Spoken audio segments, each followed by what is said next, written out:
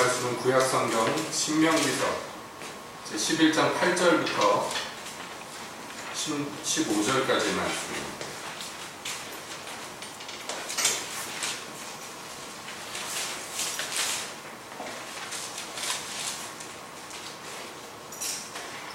신명기 11장 8절부터 15절까지 함께 보시겠습니다. 네. 그러므로 너희는 내가 오늘날 너희에게 명하는 모든 명령을 지키라. 그리하면 너희가 강성할 것이요 너희가 건너가서 얻을 땅에 들어가서 그것을 얻을 것이며 또 여호와께서 너희의 열조에게 맹세하사 그와 그 후손에게 주리라고 하신 땅 곧 젖과 꿀이 흐르는 땅에서 너희의 날이 장구하리라. 네가 들어가 얻으려 하는 땅은 네가 나온 애굽 땅과 같지 않으니 거기서는 너희가 파종한 후에 발로 물베기를 채소밭에 댐과 같이 하였거니와 너희가 건너가서 얻을 땅은 산과 골짜기가 있어서 하늘에서 내리는 비를 흡수하는 땅이요 네 하나님 여호와께서 권고하시는 땅이라. 새 초부터 새 말까지 네 하나님 여호와의 눈이 항상 그 위에 있느니라.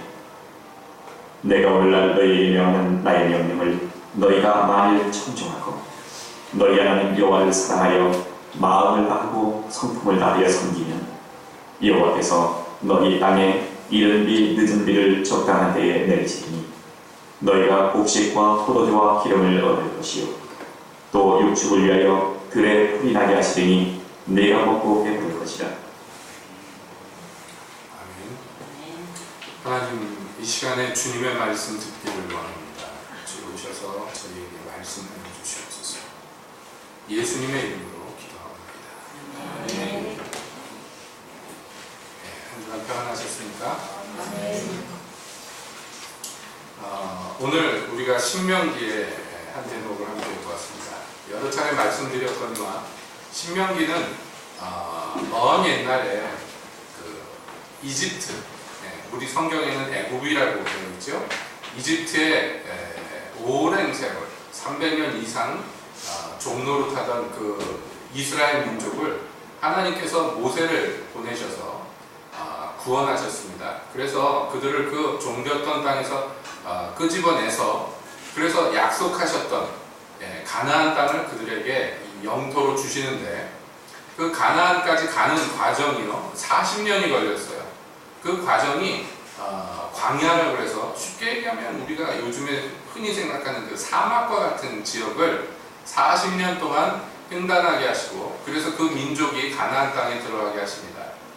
그런데 그 모든 여정을 인도하였던 지도자였던 모세, 하나님의 종 모세가 가나안 땅 들어가기 직전에 이제 마지막으로 그 백성들을 모아놓고 다시 한번 그 40년을 반추하면서 그들에게 하나님의 약속과 그리고 그 약속 안에서 너희는 그 백성은 어떻게 살아야 될 것인가를 다시 한번 처음부터 끝까지 말하는 그 책이 지금 우리가 보는 이 신명기입니다.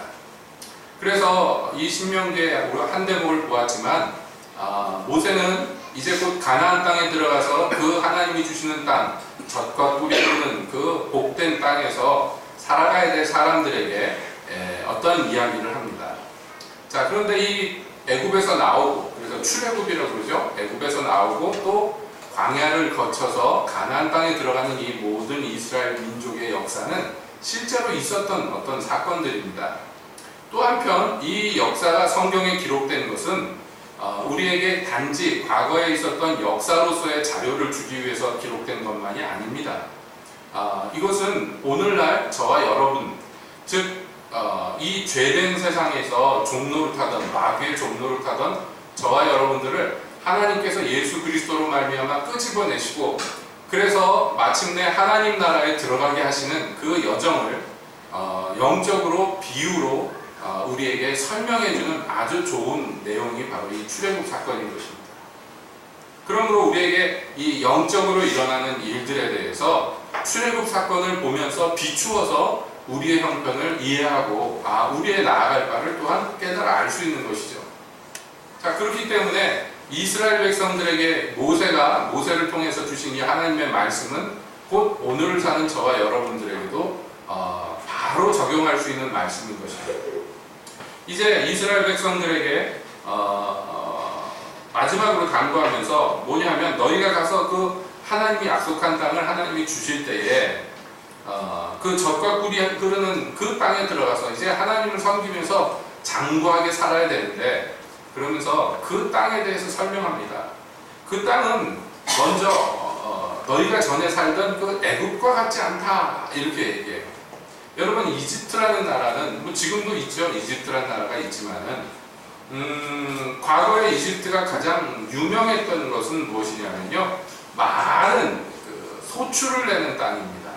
이집트라는 것은 많은 곡식을 거두어 들이는 땅이에요.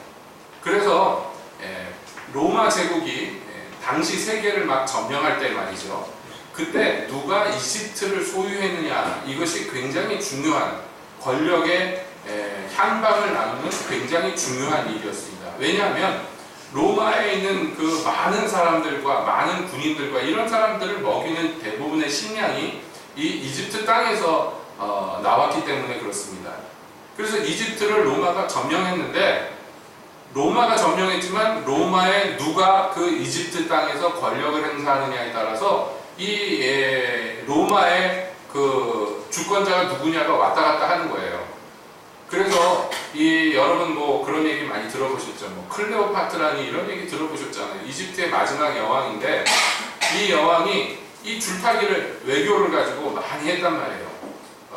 나라는 힘이 약하고, 그래서 로마의 눈치를 봐야 되고 로마의 식민지가 됐는데, 누구에게 줄 서느냐에 따라서 이게 이제 운명이 달라지니까 이 여왕이 줄을 막 섰단 말이에요. 그래서 처음에는 시저와 연합이 돼가지고 시저가 그 권력을 잡는데 굉장히 큰 도움이 됐습니다. 아시다시피 시저가 암살된 다음에 이제 로마의 그 3명의 큰 권력자가 나와서 이 주권을 다투는데, 거기에서 마지막으로 이 클레오파트라가 선택한 것이 안토니우스죠. 안토니우스라는 유력자고, 그리고 이제 이 사람이 이집트의 자리를 딱 잡고 앉아가지고 그 일대를 다스리면서 로마에게 큰 소리를 쳤단 말이에요. 왜냐하면 내 말 안 들어주면 식량을 안 주니까 로마 니네는 굶어야 돼. 그러니까 로마의 사람들이 눈치를 볼 수밖에 없죠. 근데 거기에 반대해가지고 일어난 게 아우구스투스입니다. 그래가지고 전쟁이 일어나서 마침내 아우구스투스가 안토니우스를 이기고 이집트를 빼앗아 버리죠. 얘기가 좀 빗나간 것 같습니다만은 그 와중에 이제 안토니우스 밑에 이집트와 또 주변의 나라들이 그 밑에 있었는데, 줄을 그쪽에 서고 있었는데 그 중에 하나가 이 이스라엘이었어요. 헤롯이 안토니우스 밑에 이렇게 줄을 서다가 눈치를 싹 보다가 줄을 갈아탄 것이 이제 아우구스투스 밑으로 줄을 갈아타는 바람에 헤롯이 아주 대박이 난 거죠, 나중에. 그래서 초대 황제가 됩니다. 그래서 그가 황제가 돼서 아우구스투스가 황제가 돼가지고 이제 안토니우스가 다스리던 땅을 자기가 차지했으니까 뭘 해야 되겠어요? 인구조사를 해야죠. 세금을 얼마 받을 건가. 그래서 천하의 호적을 새로 해라. 인구조사를 시켰는데, 그때 인구조사 하러 베들레헴으로 간 2명의 젊은이가 바로 요셉과 마리아고, 그래서 예수님이 베들레헴에서 탄생하시게 되는 것입니다. 아무튼 이 이집트라는 땅은 그러므로 과거에 많은 소출이 나는 땅이에요. 왜냐하면 그 나일강 일대와 나일강 삼각주 지대가 아주 비옥한 땅이었기 때문에 그렇습니다. 그런데 하나님은요, 지금 무슨 얘기를 하시냐면 너희가 들어갈 가나안 땅은 그 이집트보다도 비교할 수 없이 좋은 땅이다, 이렇게 얘기합니다. 그런데 무엇이 이집트보다 더 가나안이 좋으냐, 그 좋은 점에 대해서 얘기를 하면 사실은 오늘날도 그 땅들이 그저 있으니까 생각해보면요, 이게 맞는 얘기인가 고개가 갸우뚱해질 수밖에 없는 거예요. 말씀드린 대로 지금 이집트라는 땅은 소출이 많이 나는 땅이고, 가나안이라는 땅은요, 지금 여기 성경에 나온 대로 평평한 땅이 아니라 산과 골짜기로 주로 되어 있는 땅입니다. 그러니까 여기에서 농사를 지어서 비록 많은 곡식이 난다 할지라도 사실 액면가로 놓고 보면 이집트랑 비교할 수가 없죠. 그런데도 불구하고 가나안 땅이 더 좋다고 얘기를 해요. 그것은 왜 그런가? 이유가 무엇인가 했더니 이집트 땅은 특징이 뭐냐면 너희가 파종한 후에 발로 물대기를 채소밭같이 해야 된다라고 되어 있어요. 그러니까 이 땅은 뭐냐면 사람이 수고해야지 곡식이 자라는 땅이다, 이렇게 설명합니다. 여러분 농사를 져보신 분들은 알겠지만 당연한 얘기 아닌가 그렇게 생각하시죠? 농사 지으려면요 수고를 해야 됩니다. 밭을 만들었어요? 그러면 물을 대야 됩니다. 요새 정 집사님 농사 지으시니까 어떻습니까? 즐겁습니다. 즐거우세요? 예, 참 대단하시네요. 전에 우리 전 집사님 농사 많이 지실 때 지금도 지시나요? 포기하셨어요? 그쵸? 예, 차라리 시장 가서 사 먹고 만다, 이 얘기가 저절로 나와요. 농사 져보면. 물론 자기가 수고해서 이렇게 곡식이 자라는 거 보면 뿌듯한 건 있지요. 또 이게 뭐 안전하다 안 안전하다 알 수 있으니까 좋은 점도 있습니다만, 그러나 농사라는 건 기본적으로 수고해야 돼요. 그래서 물을 대줘야 됩니다. 밭을 만들었으면 당연하지요. 물을 대줘야 됩니다. 이집트에서는 그렇게 했다는 거예요. 근데 너희가 갈 땅은 그렇지 않다고 얘기하십니다. 그럼 뭐가 다르냐 했더니 그 땅은 산과 골짜기가 있어서 하늘에서 내리는 비를 흡수하는 땅이요, 이렇게 돼 있어요. 이상하다, 이게 무슨 소린가? 예? 하늘에서 비가 내리는데 흡수한다는 게 뭐냐? 그러면 이 하늘에서 내린 비를 잘 보관할 수 있는 땅이다, 이런 의미예요. 그리고 그 다음에 얘기하는 게 이게 중요한데, 그 땅은 뭐가 좋으냐 했더니 내 하나님 여호와께서 권고하시는 땅이라, 이렇게 돼 있어요. 그러니까 이집트와 가나안이 다른 점이 뭐냐면, 가나안 땅은 하나님께서 돌보시고 하나님께서 관리해 주시는 땅, 이렇게 되어 있는 거예요. 그런데 그게 언제부터 언제까지냐면 세초부터 세말까지, 우리식으로 얘기하면 1월 달부터 12월 말일까지, 1월 1일부터 12월 말일까지 하루도 쉬지 않고 하나님께서 관리해 주시는 땅, 하나님 여호와의 눈이 항상 그 위에 있는 땅이에요. 자, 어느 땅이 더 좋습니까? 비옥한 나일강에 있는, 나일강 삼각주를 가지고 있는 그 땅이 좋습니까? 그렇지 않으면 하나님이 관리해 주시는 땅이 좋습니까? 예? 이거 뭐 말 하나 안 하겠죠? 그래서 다시 말하는 거예요. 지금 내가 너희에게 명령하는 이 하나님의 법을 너희가 잘 지켜 준행하고, 그리고 너희 하나님 여호와를 사랑하여 마음을 다하고 성품을 다하여 섬기면, 그러면 하나님께서 너희 땅에 이른 비 늦은 비를 적당한 때에 내리시리니, 이렇게 되어 있습니다. 농사를 지을 때, 특히 과거에는 더 그랬습니다. 옛날에는요, 농사 지을 때 때맞춰 비 안 오면 다 굶어 죽는 거예요. 뭐 수가 없잖아요. 비 올 때 비 안 오고 가물어 보세요. 그러면 농사를 어떻게 짓습니까? 그리고 비가 오면 안 되는 때 막 비가 와버리면 다 망해버리는 거예요. 지금도 그렇죠. 지금도 무슨 기술이 발달했느니 어쩌느니 그래도 지금도요, 가물어버리면 농사 망가지고요. 또 한참 추수해야 되는데 비 왕창 내려버리면요, 여러분 추수를 앞두고 있는 벼들이 다 쓰러져 버리면 그 비마저 나와가지고 비 맞으면서 다 그거 묶어놓잖아요. 세워놓잖아요. 그래도 막 쓰러져서 썩어버리고 그러면 1년 농사 다 망가지는 거예요. 그런데 하나님이 관리하는 땅은 어떠냐면 이른 비 늦은 비를 때에 적절하게 하나님이 내려주신다, 이렇게 돼 있어요. 하나님이 관리하시는 땅입니다. 이거 얼마나 좋습니까? 그래서 그때 너희가 곡식과 포도주와 기름을 얻을 것이다. 거기서 나는 소출들을 풍성하게 얻게 될 것이다, 약속합니다. 뿐만 아닙니다. 사람이 먹을 것 뿐만 아니라 육축이 뜯어먹을 풀도 풍성하게 자라게 하셔서, 그래서 가축들도 아주 살찌게 잘 자랄 것이다, 이렇게 약속합니다. 야, 이 땅에 들어가면 정말 좋겠죠. 이런 땅에 살면 정말 좋겠죠. 하나님이 돌보시는 땅이니까 얼마나 좋습니까? 아닌 말로 나는 씨만 뿌려놔도 하나님이 알아서 자라게 하시는 땅이 얼마나 좋아요. 그러나 여러분 잊으시면 안 되는 것이, 지금 이 이스라엘에게 하신 말씀은 곧 영적으로 우리에게 하는 말씀이다, 그렇습니다. 여러분, 우리가 하나님 없이 이 세상에 살 때요, 세상 사람들은 이 세상에 살 때 어떻게 살아야 되느냐 하면 그 사는 방식이 정해져 있습니다. 아담이 범죄해서 에덴 동산에서 쫓겨날 때 하나님께서 인류를 대표하는 아담에게 약속하신, 약속이라고 해서 말하면 좀 미안할 정도의 하나님의 법칙이 인간에게 주어졌습니다. 그건 뭐냐면요, 이 땅에서 수고하고 땀 흘려서 농사짓고 벌어먹어야 된다. 그런데 수고하고 땀 흘려서 땅을 갈아가지고 그렇게 먹고 살아야 되는데, 그럼 그 전에는 어떻게 살았어요? 그 전에 에덴 동산에 있을 때는요, 땅 갈고 애쓰지 않아도 먹을 것이 지천이었고 사는 거 걱정이 없었어요. 근데 이제부터는 제 손으로 수고해서 먹고 살아야 되는데, 문제는요, 그렇게 땀 흘려서 땅을 갈아가지고 그렇게 농사를 짓는데 땅은 너에게 무엇을 내줄 것이냐면 가시나무와 엉겅퀴를 내줄 것이다. 좋은 것이 자라지 않아요. 이것은 농사짓고 수고해서 먹고 살아라 그런 의미도 있겠지만요, 영적인 의미입니다. 이 땅에서 하나님 버리고 나간, 하나님 나라에서 쫓겨난 그 인간들의 비참성을 설명하는 것인데요, 그 인생에서 허망한 것을 잡으려고 애쓰고 수고하면서 땀 흘리고 눈물 뿌려가면서 고생하지만 결국에 돌아오는 것은요, 그에게 고통을 가중시키는 가시나무와 엉겅퀴가 그에게 열매로 맺힐 것이다.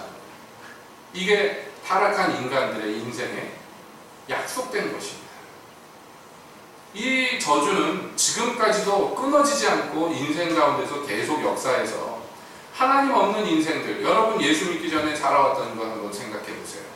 여러분 무엇을 바라고 살았고 무엇을 추구하고 살았습니까? 나는요, 좋은 것을 이 땅에서 거두려고 애를 썼습니다.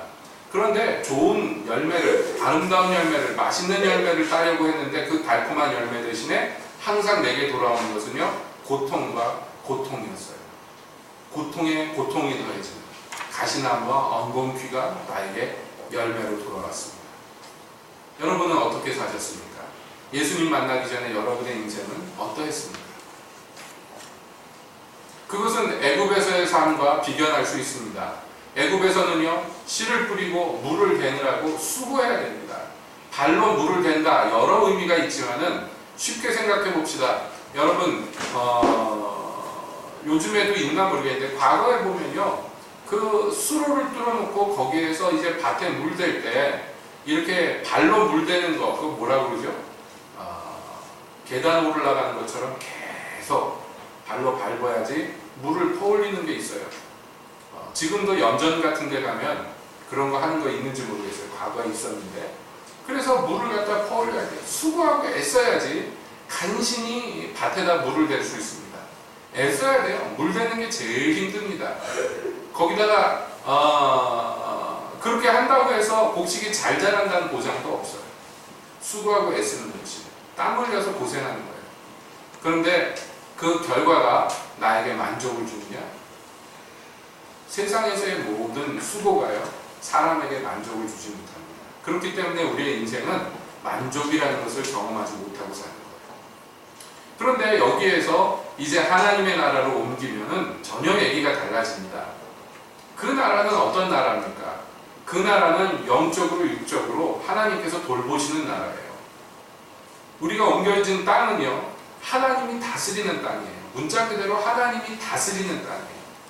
다스린다는 것은 높은 의자에 앉아가지고 이래라 저래라 명령하는 것이 아닙니다. 그 모든 것을 하나님이 경영하신다는 말이에요.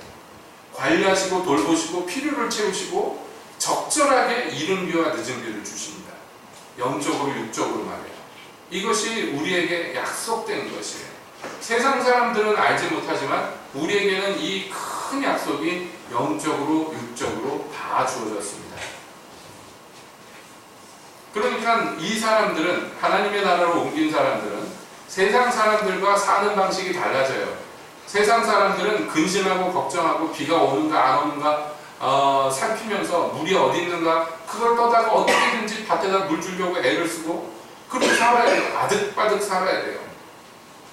그래서 간신히 연명하는 그런 세상인데, 여러분 예수 믿는 사람은 전혀 다릅니다. 그러면 예수 믿는 사람은 그냥 막 마음 편하게 막 아무렇게나 하고 살아라 그런 의미인가? 그건 아닙니다. 우리도 이 땅에서 수고하고 일을 해서 그래서 먹고 사는 것이야 마찬가지겠죠. 그러나 그 근본, 그 사람의 영혼의 중심이 전혀 다르다는 거예요. 목적이 다르고 방향이 달라지는 거예요. 왜냐하면 그 사람은 나라가 바뀌었기 때문입니다. 그 사람은요, 예전에 있던 나라에서 뽑혀나와서 새 나라에 심겨진 나무와 같기 때문입니다. 그래서 이 땅은 어떤 땅이라고 그랬습니까? 이 땅은요, 하나님이 돌보시되 1월 1일부터 12월 31일까지 돌보시는 땅이에요. 그래서 이 땅은요, 이른 비와 늦은 비가 적당한 때에 내려서 우리에게 곡식과 포도주와 기름을 주는 땅이에요. 그리고 이 땅은요, 내가 기르는 모든 가축들이 풍성하게 먹을 것이 진진한 그런 땅입니다. 전혀 달라요. 우리가 사는 게 전혀 달라집니다. 그렇기 때문에 예수님이 우리에게 말씀하신 게 무엇이냐면, 너희는 무엇을 먹을까 무엇을 마실까 근심하지 마라. 이는 이방인들이 하는 것이요 라고 얘기했어요. 이방인들은 그렇게 근심해야 돼요. 무엇을 먹을까 무엇을 마실까 근심하면서 살 수밖에 없어요. 왜냐하면 이방인이기 때문에. 이방인이 뭐냐면 하나님이 아버지가 아닌 사람들, 고아들이에요. 그들은 자기의 이 생계를 자기가 근심하고 걱정하면서 살아야 돼요. 우리도 예전에 그랬었단 말이에요. 근데 이제는 달라졌다고 얘기하는 거예요. 이제는 그렇지 않다고. 너희는 그런 거 근심하고 걱정하지 말라고. 그러면 그 대신에 무엇에다가 근심과 걱정, 우리의 이 생각과 마음의 에너지를 쏟아야 되나요? 그래서 계속해서 오늘 15절까지 읽었습니다만 16절부터 해서 선지자 모세는 이렇게 얘기합니다. 너희는 스스로 삼가라. 두렵건대 마음에 미혹하여 돌이켜 다른 신들을 섬기며 그것들을 절함으로 여호와께서 너희에게 진노하사 하늘을 닫아 비를 내리지 아니하여 땅으로 소산을 내지 않게 하심으로 너희가 여호와의 주신 아름다운 땅에서 속히 멸망할까 하노라. 이거 근심해야 돼요. 이거 근심하라는 얘기예요. 뭐냐면 하나님이 진노하셔서, 그래서 이 땅이 아무리 젖과 꿀이 흐르는 땅이라도 하나님이 하늘을 막아서 하늘에서 내리시는 비가 멈춰버리면 너희는 이 땅에서, 이 아름다운 땅에서조차 멸망할지도 모른다는 거예요. 그러니까 그거 근심하고 걱정해야 돼. 그래서 스스로 삼가라는 거예요. 왜냐하면 나라는 인간은 금세 쉽게 마음이 부패하고, 그래서 하나님을 떠나서 다른 신을 쉽게 섬기는 자들이기 때문에 근심하고 걱정해야 된다는 거예요. 여러분, 저와 여러분도 마찬가지입니다. 우리도요, 하나님을 속히 떠나서 다른 신을 너무 쉽게 섬기는 그런 종자들이다. 그렇죠? 아닌데요, 저는 교회 나온 다음에 뭐 절이나 이런 데 가서 절한 적 없는데요, 이렇게 생각하실지 모르지만 우상이라는 게 실제로 만들어 놓은 그 가짜 신만 우상이 아닙니다. 우리의 마음에 하나님을 대신해서 무엇이 딱 주인 자리를 차지하면 그것이 우상이에요. 그래서 분명하게 성경은 얘기하는데요, 탐심은 우상 숭배다 이렇게 얘기하는데, 하나님 대신에 내 마음에 원하고 탐하는 모든 것들이 우상이 되는 거예요. 그래서 가장 흔한 우상 중에 하나가 무엇이냐면 바로, 여러분 보겠어요? 돈이죠, 돈. 그래서 하나님과 돈을 겸하여 섬길 수 없다고 그렇게 주님이 말씀하는 거예요. 왜냐하면 우리의 마음이 이 주인이든지 저 주인이든지 한쪽을 사랑하게 돼 있지 둘 다 공평하게 사랑하지 못한다는 거예요. 반드시 한쪽을 사랑하면 다른 쪽을 미워하게 된다는 거예요. 두 주인을 겸하여 섬길 수 없다고 분명하게 그래서 이야기합니다. 그래서 우리는 사실은 어떤 면에서 이 세상 살면서요, 딱 정해야 돼요. 하나님을 신으로 섬기든지 돈을 신으로 섬기든지. 예수님이 우리의 마음을 너무 잘 알기 때문에 딱 잘라서 얘기하셨어요. 그 많은 신들 중에 하필이면 돈 신을 딱 불러가지고 하나님이든지 돈이든지 둘 중에 하나만 섬겨라. 그렇게 할 수밖에 없다고 얘기합니다. 아이고 그거 두 개 겸하여서 왜 못하겠습니까? 못한다고 얘기하시면 못하는 거예요. 내가 아무리 자신 있어도 안 되는 것입니다. 그러면 돈 벌지 말고 가난하게 살라는 것인가? 그게 아닙니다. 우리 마음 중심을 누구에게 내려주느냐는 거예요. 여러분, 돈을 섬기기 시작하면 금방 나타나는 게 있어요. 무엇이냐면 무엇을 먹을까 무엇을 마실까 근심하기 시작해요. 돈을 주인으로 섬기면 이 자기가 섬기는 신을 두려워하고 경외하게 됩니다. 여러분, 돈을 신으로 섬기면요, 돈이 나한테 화낼까봐 두려워하고 근심해요. 돈이 나한테 화나면 어떻게 되겠어요? 돈이 떨어지겠죠, 나한테. 여러분, 사람들이요, 특히 이 자본주의 세계에서 사는 저와 여러분들이요, 제일 두려워하는 인생에서 일어나는 사건 중에 하나가 뭐냐면 돈이 없어지는 거예요. 아니라고 말 못하실 거예요. 여러분, 상상만 해도 두렵지 않아요? 돈이 없어진다고 생각해보세요. 내 수중에 돈이 떨어진다고 생각해보세요. 내가 하던 사업이 망한다고 생각해보세요. 내가 다니던 회사가 문 닫고 그냥 길거리에 나간다고 생각해보세요. 얼마나 두려운 일입니까? 굉장히 두렵겠죠. 안 해보셔서 모르나요? 저는 과거에 그 부도도 맞아봤거든요. 두려워요. 막막하죠. 부도를 맞았다. 너무 쉽게 얘기하지만 여러분, 부도를 맞아서 그냥 뭐 하던 일이 망해버리면 거기서 끝나는 게 아니라 여파가 밀려오는데 갚아야지 될 돈들이 계속 돌아와요. 그리고 받아놨던 어음조가리들은요 다 휴지가 돼버려요. 내가 받을 돈은 안 들어오는데 나갈 돈은 그냥 시퍼렇게 살아있어요. 이게 날짜가 정해져 있어요. 그 날이 가까워요. 사람이 피가 마르는 거예요. 어떻게 삽니까? 여러분, 빚에 몰려본 사람들은 알 거예요. 예? 전화만 따르릉 울려도 가슴이 덜컥 내려앉죠. 전화 올 데가 없어 망했는데 누구한테 전화 오겠어요? 돈 받을 사람들한테만 전화 오죠. 이게 얼마나 겁나는 일입니까? 얼마나 근심되는 일입니까? 저 자식이 길바닥에 나가야 되는데 이거 어떻게 살아야 됩니까?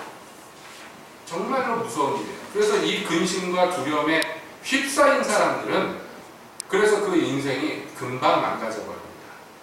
아내가 남편을 미워하게 되고요. 남편이 아내를 미워하게 되고 가정이 망가집니다.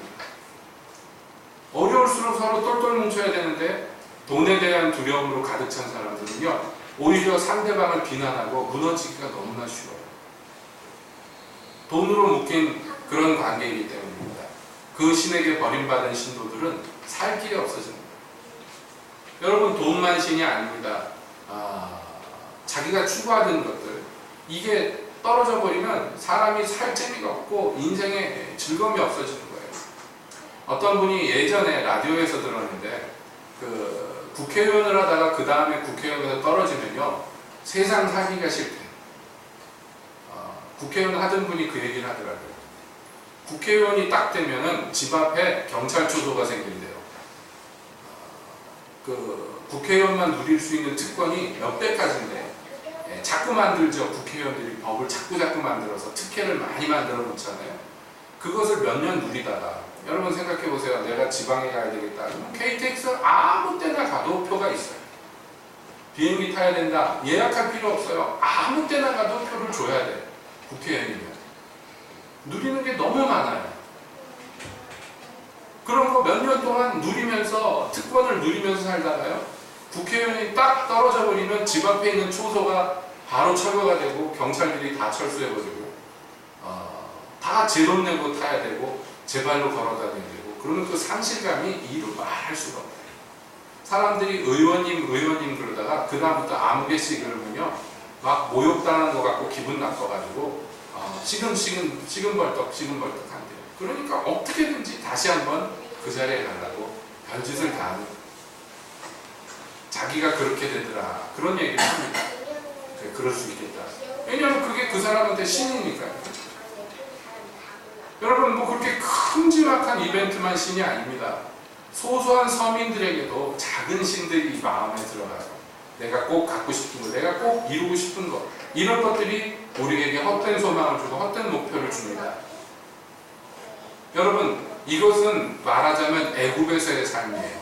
내가 애쓰고 수고하고 붙잡으려고 달려갔지만 붙잡을 수 없었던 것들. 그래서 이 세상 사람들이 누리는 삶이에요. 그러나 기독교인은 전혀 다릅니다. 무슨 말씀인지 아시겠죠? 우리는 다르게 살아야 돼요. 사는 방식이 우리는 달라져야 돼요. 우리는 무엇을 근심하느냐? 첫 번째, 내가 부패해서 세상 사람들처럼 될까봐 스스로 조심하고 그래서 마음을 다하고 뜻을 다하고 성품을 다해서 하나님 살아가는 데서 떨어질까봐 근심하고, 내가 예수 그리스도의 은혜 말고 다른 것을 붙잡을까봐 근심하고, 내 눈앞에 십자가 외에 다른 것이 내 눈을 가릴까봐 근심하고, 그것을 애쓰란 말이에요. 그래서 무엇을 먹을까 무엇을 마실까 근심하지 말고 너는 뭘 근심하라? 하나님의 나라와 그의 의를, 하나님의 나라와 그의 의를 걱정하고 근심하라. 그리하면 나머지 모든 것들은 하나님이 책임져 주신다. 아, 그렇게 어떻게 살 수 있습니까? 그게 말이 안 됩니다 라고 얘기하신다면 여러분들은 가나안 땅의 삶을 못 누려보신 거예요. 우리가 이 땅 살면서 세상 사람과 똑같이 살려면 뭐 때문에 예수 믿습니까? 우리는 다른 삶을 위하여 부르심 받은 자들이에요. 그래서 그 다른 삶을 사는 모양을 세상 사람들이 보고, 야, 쟤네들은 왜 저렇게 사냐? 희한하다.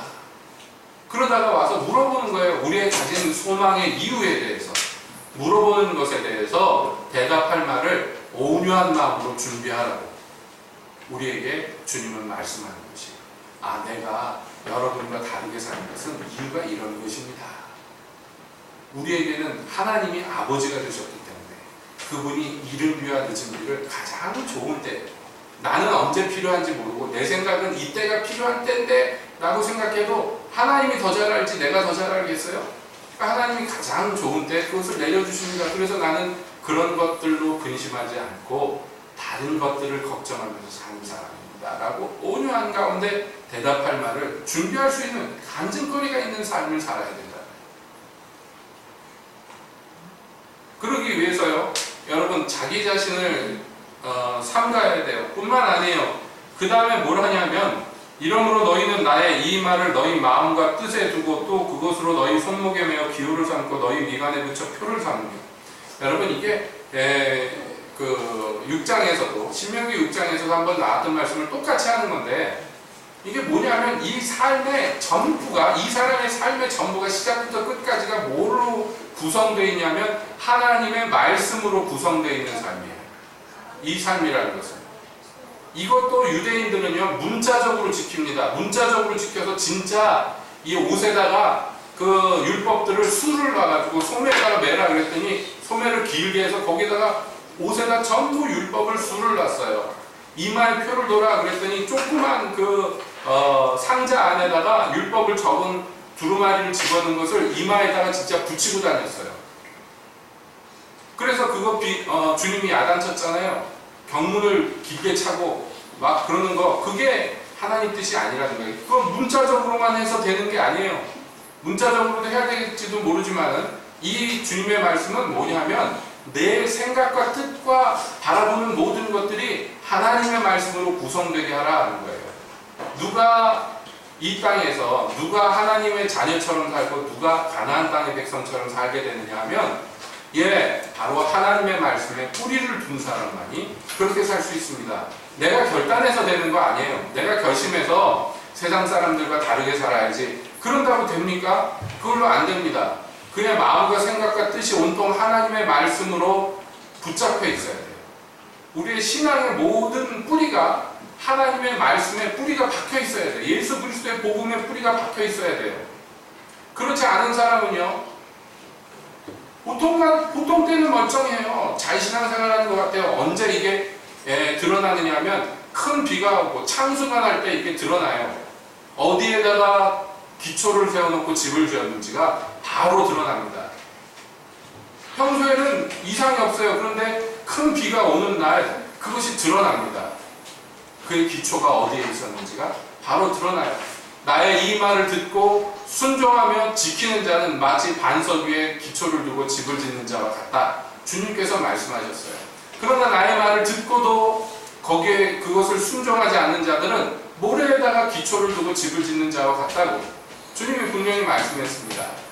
여러분, 이 세상에서 우리를 근심케 하는 큰 폭풍이 몰려올 때 누가 요동하고 누가 무너지느냐 하면 결국에는 주님의 말씀에 기초하지 않은 모든 사람들이 무너져버려요. 그것을 알기 때문에 모세는 이 백성들에게 몇 차례나 걸쳐서 말하고 또 말하는 거예요. 내가 너희에게 오늘날 전해주는 이 말을 너는 내 몸에서, 내 시야에서, 내 생각에서 절대 떠나게 하지 마. 그뿐만 아닙니다. 그러면 자기 혼자 잘 지키면 자기 혼자 그렇게 살면 되느냐? 아닙니다. 그 다음에 해야 될 것은 너희가 자녀에게 가르쳐야 돼. 집에 앉았을 때든지 길에 행할 때든지 누웠을 때든지 일어날 때든지 이 말씀을 강론하고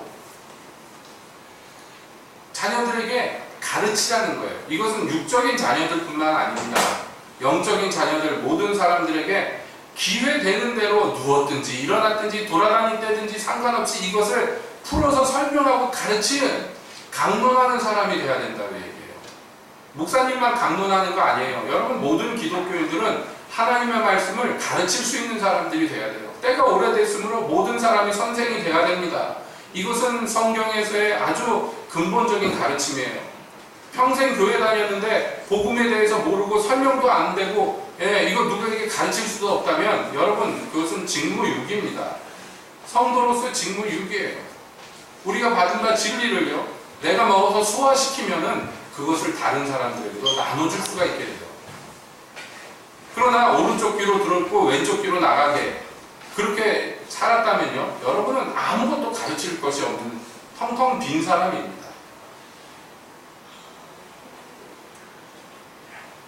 성경에 보면요 성경에 능한 사람이라고 표현된 사람 바로 아볼로 사도예요.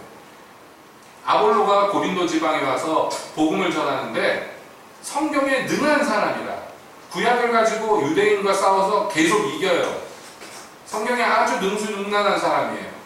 그런데 그때 바울과 동역했던 브리스길라와 아굴라 부부가 있었는데 이 사람들은 그냥 일반인들이에요. 이 사람들은 사도 바울과 함께 천막을 만들고 기우는 일을 하던 노동자예요.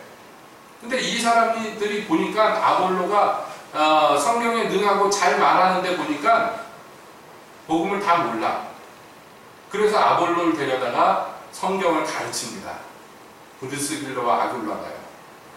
그래서 세례 요한의 세례뿐만 아니라 그 이후의 복음의 부분에 대해서 설명을 하고 가르치니까요 아볼로가 그 다음부터 사도가 되어버렸어요. 여러분 모든 사람이 자기 자녀와 육적인 또 영적인 자녀들에게 어떤 상황에 어떤 기회를 맡든지 간에 하나님의 말씀을 감론할 수 있는 사람이 돼요. 왜냐하면 그 후손들에게도 이 하나님을 섬기는 도를 계속 전해야지 이 땅에서 그런 기름진 삶을 살 수 있기 때문이며 뿐만 아니라 말씀을 전하는 사람들에게 가장 먼저 유익이 있기 때문입니다. 내가 전해서 가르침을 받은 사람들도 유익이 있지만요 전하는 사람이 가장 큰 유익을 받는 법이에요. 여러분 우리가 이렇게 예배를 드리지만 오늘 본문의 말씀으로 가장 크게 은혜 받는 사람이 누구겠습니까? 접니다. 여러분들이 예배 오기 전부터 저는 이 말씀을 묵상하고 연구했어요. 여러분들은 예배 끝나고 지나가서 아마 하루 이틀 지나면 무슨 설교 들었는지 다 잊어버릴지 모르지만 저는 기억합니다. 잊어버리라는 얘기는 아니에요. 잊어버리면 안 됩니다. 아무튼 간에 여러분들이 이 말씀을 강론하면서 스스로가 세워지는 것을 알 수 있어요. 배우게 됩니다. 경험하게 됩니다. 그뿐만 아닙니다. 그 집의 문설주와 바깥문에 이것이 기록되어야 돼요. 문설주는 그 집의 안채고 바깥문은 바깥에서 보이는 데예요. 그러니까 이게 뭐냐면 내 모든 기업, 내가 이 땅에서 누리는 모든 것이 안팎이 다 주님의 말씀으로 기초가 닦여야 되고 그것이 선전돼야 된단 말이에요. 내 자녀들뿐만 아니라 집 바깥에 있는 사람들까지 내 집에 들어오는 사람들 모두가 이 말씀으로 이 집은 하나님이 다스리는 집이구나 하고 알 수 있는 집이 되어야 된다. 이건 건물만 얘기하는 것이 아닙니다. 여러분 제가 이 하나님의 명령을 지켜보겠다고 제가 청년 때 제가 굉장히 악필이거든요. 악필이라서 컴퓨터가 보급되기 전부터 저는 타자를 배워서 독학해서 타자를 쳤어요. 왜냐면 글씨를 너무 못 써가지고 써놓으면 나밖에 못 읽어. 어떤 때는 나도 못 읽어요. 그래가지고 이거 느리기도 하고 악필이라서 타자를 주로 쳤는데 하나님의 이 명령을 내가 지켜보겠다. 그래가지고 또 때가 짝 맞은 것이요. 어느 날 학교를 갔는데 학교 정문에서 사람들이 뭘 나눠줘요. 그래서 받고 보니까 그게 뭐였냐면 여러분 지금 많이 쓰죠. 포스트잇이라고 그래가지고 메모지 이렇게 붙여놓는 거 있는데 그게 한국에 처음 들어오면서 사람들이 이게 뭔지 모르니까 서브라고 샘플로 막 나눠준 거예요. 그래가지고 학교 앞에서 그걸 받았어요. 그래서 야 신기하다. 이걸 어디다 쓰냐 그래서 딱 아이디어가 떠올랐어요. 거기다 제가 성경 말씀을 다 적어가지고 그것을 집 곳곳에다 다 붙여놨어요. 곳곳에 다 붙여놓고 성경에 나온 대로 나오면서 들어가면서 이 말씀을 내가 보고 묵상해야 되겠다. 성경을 읽다가 감동받고 은혜가 되면 그 말씀을 다 적어가지고 붙여놨는데 나중에 보니까 너무 많이 붙여서 전부 노란 게 많이 붙었어요. 근데 그걸로도 성이 안 차서 그 다음에 뭘 했느냐면 제가 누워 자는 그 자리에 눈을 딱 뜨면 보이는 그 천장에다가 큰 종이에다가 또 성경을 적어가지고 천장에 붙여놨어요.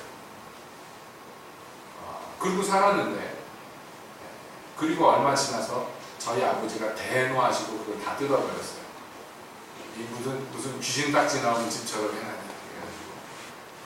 그런데 아버지가 깜빡 잊고 설마 하고 못 뜯은 게 이제 천장에 붙여놓은 거는 있는지 몰라서 못 뜯으셨는데 여러분 뭐 문자적으로 지켜서 되는 것만이 아니지만 아무튼 간에 내 소유로 있는 내 이 권한 아래 있는 모든 영역에서 우리는 담대하게 선포해야 되는데 여기는 하나님의 말씀이 다스리고 지배하는 곳이라는 거예요.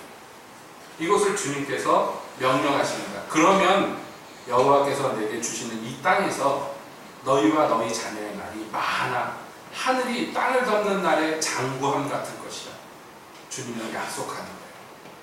그때 너희는 복을 받아서 그래가지고 너희가 받는 그 땅에서 두려움 없이 살 것이고 네가 받는 땅이 다 내 것이 될 것이고 많은 축복들이 약속되어 있어요. 그러니까 여러분 이것은 오늘 고스란히 저희에게도 그대로 적용된다고 했어요. 주님이 우리를 위해서 예비하신 것은 우리가 생각지도 못하는 것들, 우리가 상상하지도 못하는 것들이에요. 우리가 받을 축복들이요, 예비된 축복들이 엄청나게 많아요. 하나님이 하늘의 문을 여시고 우리에게 베풀어 주실 은혜들이 얼마나 큰지 몰라요. 그런데 그것을 우리는 다 누리고 살아야 됩니다. 그것을 다 누리고 사는 길은 다른 것이 없어요.